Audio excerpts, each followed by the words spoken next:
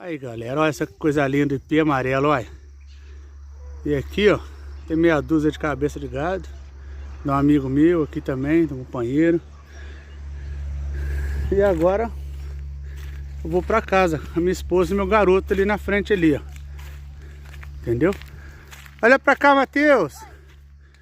Dá um oi pra galera aí. Oi, galera. Isso, meu garoto. Agora vamos fazer o percurso pra casa. Entendeu? Devagar, Matheus.